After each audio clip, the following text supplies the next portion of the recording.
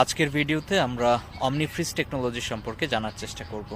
এই অমনিফ্রিজ technology actually Colombia sportswear কোম্পানির একটা প্রোপ্রাইটারি টেকনোলজি এবং এই টেকনোলজির একটা বিশেষত্ব আছে, সেটা হচ্ছে যে স্পেশাল পলিমার, অ্যাকচুয়ালি যে পলিমারগুলা খুবই হাইগ্রোস্কোপিক, মানে পানির প্রতি এর সিভিয়ার অ্যাট্রাকশন আছে।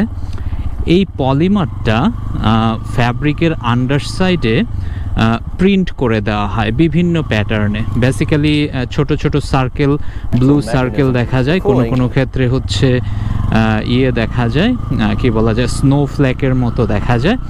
তো এই প্রিন্ট করে দেওয়া হয় special type of complex polymer. এখন আপনারা যদি আমাকে জিজ্ঞেস করেন যে পলিমারের ভিতরে কি থাকে, সেটা আমি বলতে পারবো না, কারণ প্রথমেই বলেছি যে এটা একটা প্রোপ্রাইটারি টেকনোলজি। সো এটার ভিতরে কি আছে সেটা কখনোই কোম্পানি ডিসক্লোজ করবে না।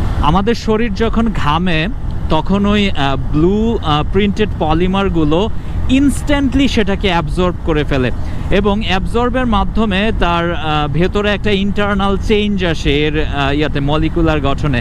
সেই চেঞ্জের কারণে এই পলিমারগুলো তার সারাউন্ডিংস এরিয়া থেকে প্রচুর হিট অ্যাবজর্ব করে।